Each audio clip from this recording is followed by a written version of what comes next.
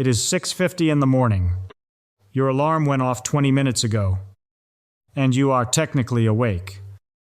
Sitting on the edge of the bed with both feet on the floor, but your head feels like it is wrapped in a wet towel. Your eyes are open. The room is right there in front of you, and some part of you still has not shown up for work yet. You slept 7 hours, maybe 8. That is the confusing part. The brightest thing you have looked at since you opened your eyes is the phone in your hand, 6 inches from your face, and you have been staring at it for 10 minutes without really reading a word. Now jump ahead 16 hours. Same person. Same body. It is almost 11 at night. You are finally lying down, wrung out to the bone, and your mind picks that exact moment to flip on. Wide awake, planning tomorrow, replaying a conversation from Tuesday, dragging all day, and now, somehow, sharp as a tack. Here is the strange part. None of it lines up with how long you slept. People who get their full 8 hours feel it too. It hits 25-year-olds and it hits 55-year-olds. The trouble may not be the amount of sleep you got. The trouble is that your body is getting a much weaker signal about what time it is than modern life leads you to believe. And the thing that was supposed to carry that signal went missing the second you woke up. It never came from where you think it does. I am not going to sit here and tell you sunlight cures anything. And anyone telling you to toss your sunscreen and stare straight at the sunrise is not looking out for you. But by the time we are done, you will understand how the very same light can wake you up right now, help you fall asleep 16 hours from now, build something real inside your skin, and quietly damage that same skin, all at once. Let's do this the honest way and put your favorite explanations on trial before we throw any of them out. You already have a list. Everybody does. Coffee is the first name on it. Either you did not have enough, or the cup from an hour ago is already wearing off. And caffeine is real. But look at the people around you. Plenty of them are 3 cups deep by 10 in the morning and still wading through the day in a fog. And the ones who gave up caffeine completely wake up feeling exactly the same heavy way. Those two groups should not land in the same place. They do. Then there is the one a lot of people have quietly filed under personality. I am just not a morning person. Some folks really do run late and peak after dark. And there is truth in that. But being a night person explains why you feel good at 11 at night. It says nothing about why you feel flattened at 7 in the morning. A true night owl is sharp during their own hours. What we are talking about is different. Your good hours and your bad hours have slid to the wrong ends of the day. Age gets dragged in too. Usually last, once nothing else has stuck. And sure, the body changes as the years add up. But walk through an office full of 25-year-olds and you will hear this exact complaint. At this exact hour. Almost word for word. Age might sharpen the problem down the road. It is not where the thing begins. The strongest suspect, the one a doctor would take seriously first, is plain old sleep debt. Maybe you are simply not getting enough. This one has earned real respect, because short sleep genuinely wrecks the next day. And the science on that is not shy. But here is the crack running through it. Plenty of people who truly give themselves a full 7 or 8 hours still slam into that same morning wall and that same late-night second wind. If a sleep shortage explained all of it, the people sleeping enough would walk away clean. They do not. And then we get to the suspect almost everyone has already convicted. Screens. Blue light at night. The phone in bed. The show that runs 1 episode too long.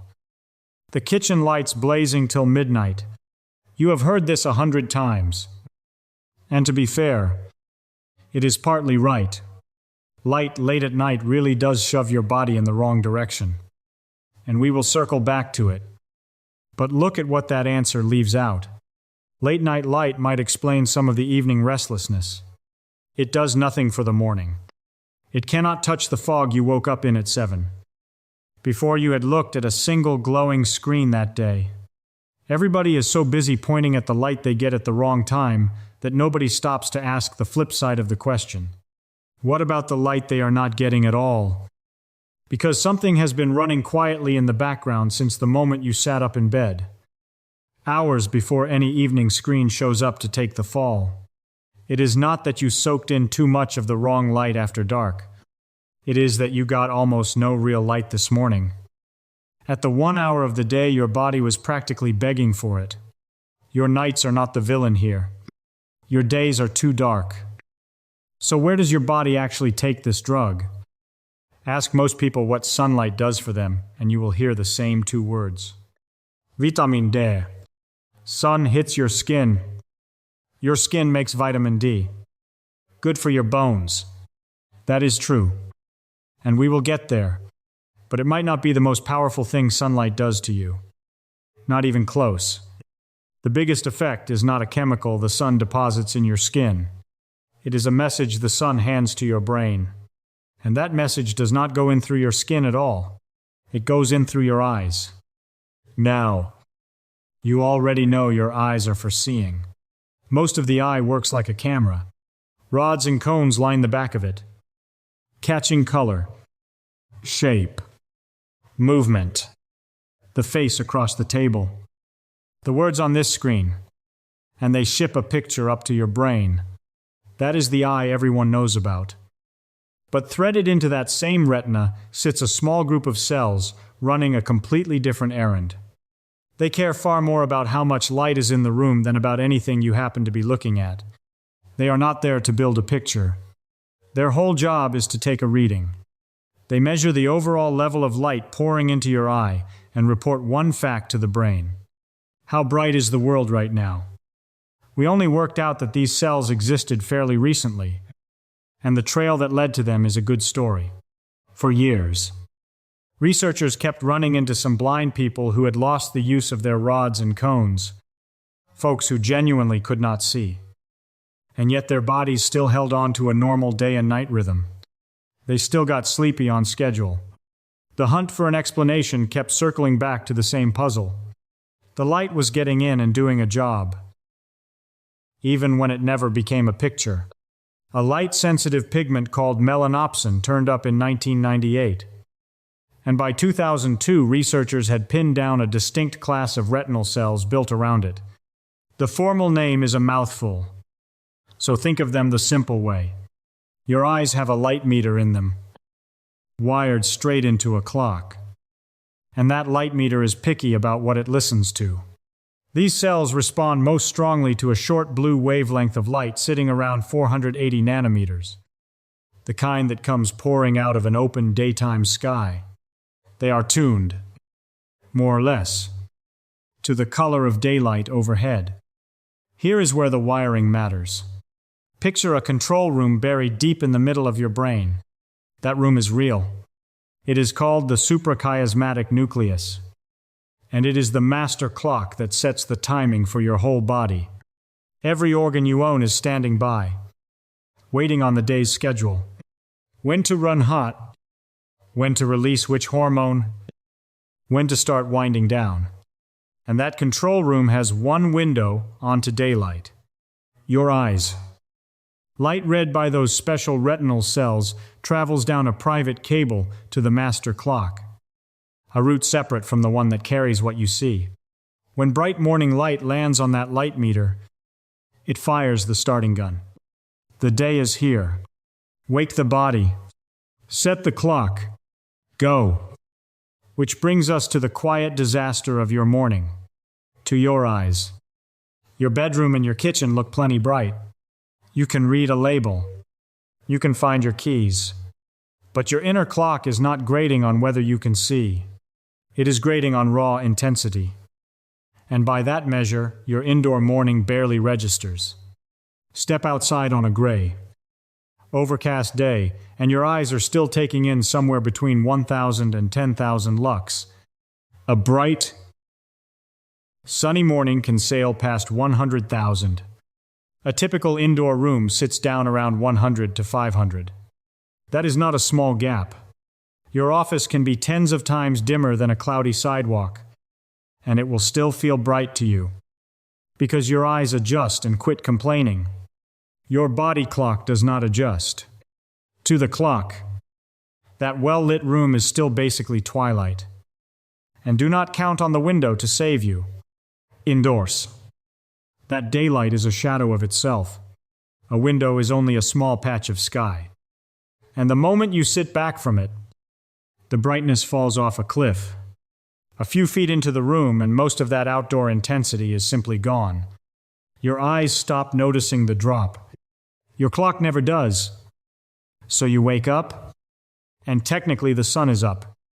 And technically the lights are on. And your body still never gets the memo that morning arrived. The one message it was built to wait for. That flood of bright light through the eyes. Never comes. And here is the part that catches people off guard. The reading your eyes take at breakfast does not spend all its power in the morning. A big piece of it is a timer. And that timer does not go off until you are lying in bed tonight. The very first step toward the sleep you will chase at 11 o'clock happens. Strange as it sounds. Before you have even poured your coffee.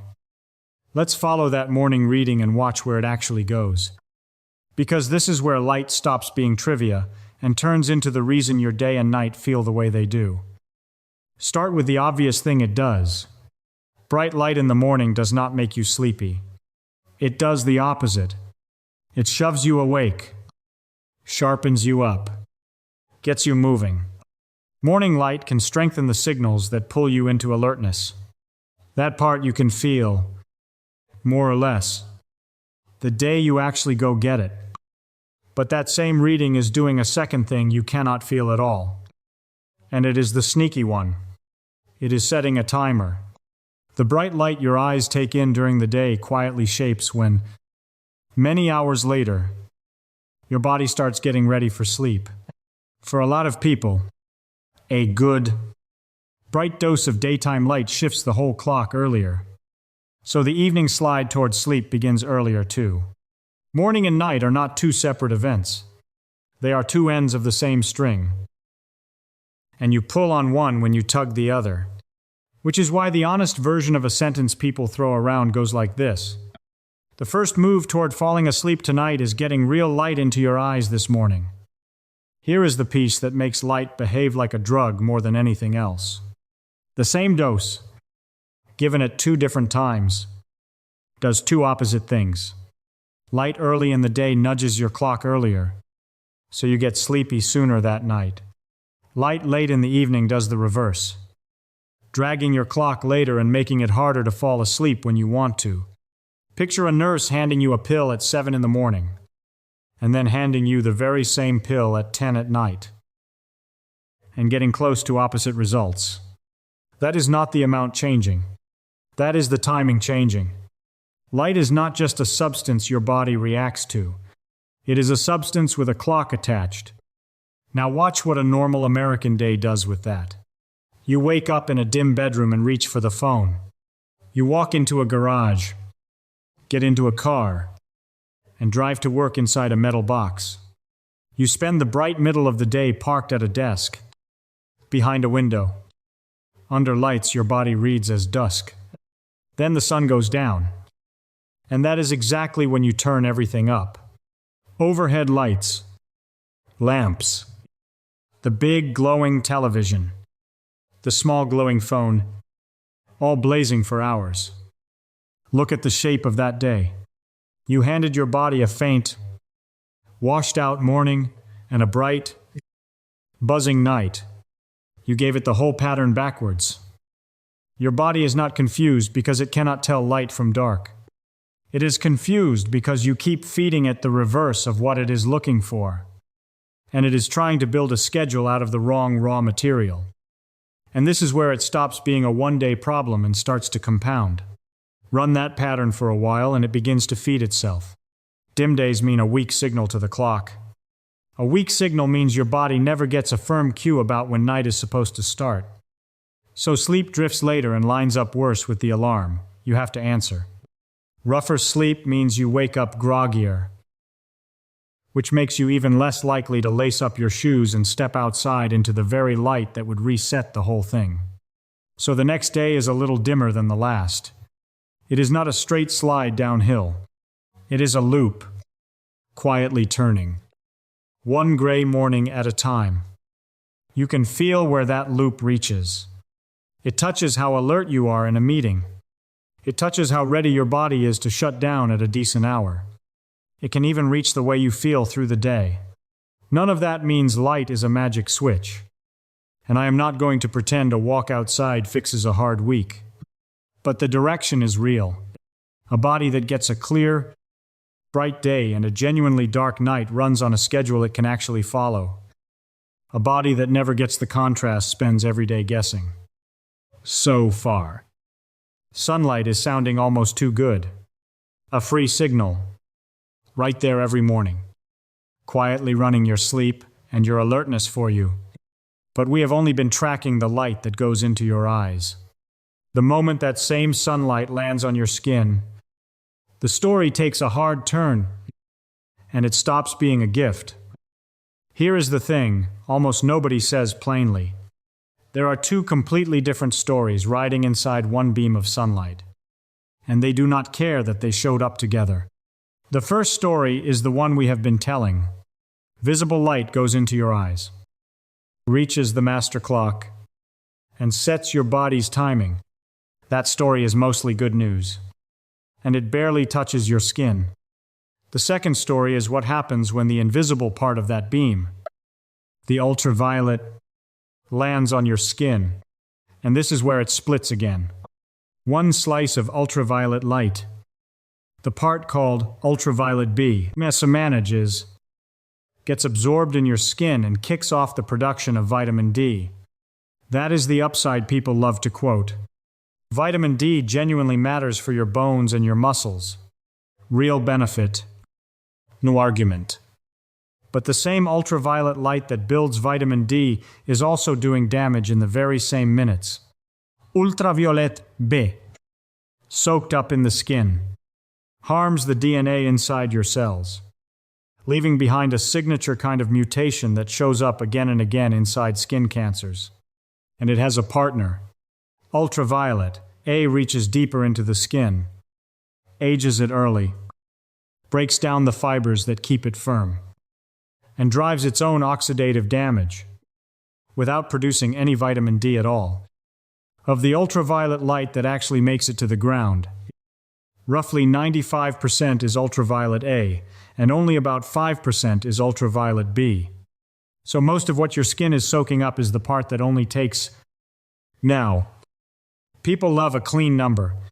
Just give me the 15 minutes a day and I will go collect my vitamin D. But there is no honest one-size number. And here is why. How much vitamin D your skin makes, and how much damage it takes making it, swings wildly with your skin tone. The season, how far north you live, the cloud cover, your age, and how much skin is even uncovered. Darker skin carries more built-in protection from its melanin. Lighter skin can take damage in its deepest layers at surprisingly low doses. Right alongside the vitamin D it is producing. That is the uncomfortable part. At the skin. The vitamin D and the DNA damage tend to show up together. Even at small exposures. You do not really get to collect one and politely wave off the other. Which is why this may surprise you. The American Academy of Dermatology actually recommends against using the sun or a tanning bed to get your vitamin D, and points you toward food and supplements instead. The bone doctors and the skin doctors are not fighting. They are describing two edges of the same blade. A weaker version of this video would pick a side right here. It would tell you the sun is your enemy. Pile on the fear. And roll credits. Or it would tell you the sun is your cure. Throw out the sunscreen. And roll credits. The real answer is less comfortable than either. Sunlight is at once a signal your body needs, and a stream of radiation your cells have to survive. Nature did not sort the gift from the hazard and hand them to you in separate envelopes. It put both in the same beam, Sorting them is your job, not the sun's. And that is the part that should actually take the pressure off. Once you see it clearly, you are not stuck choosing between hiding indoors and frying on a lawn chair. Remember where the good part came from. The clock setting, the sleep, the daytime alertness. All of it rode in through your eyes on visible light. And it needs almost none of the harsh ultraviolet on your skin to work. The signal your body is starving for and the radiation your skin should be careful with are two different passengers. You can go out and feed the first while keeping your guard up against the second. They were never actually at war. None of what fixes this needs a gym, a gadget, or a special lamp. Though a lamp can help some people through a dark winter, what your body is asking for costs nothing. And it is almost embarrassingly simple. It comes down to 3 plain moves: bright days, dark nights, protected skin. Start with the morning, because it does the heavy lifting. Get yourself outside fairly soon after you wake up. You are not staring at anything. You are just letting real outdoor light reach your eyes, while your clock is at its most eager to be set. And the gap here is bigger than you would ever guess. Even 10 minutes standing outside with your coffee does more for you than an hour under your kitchen lights. If you walk the dog, walk it first thing instead of after dinner.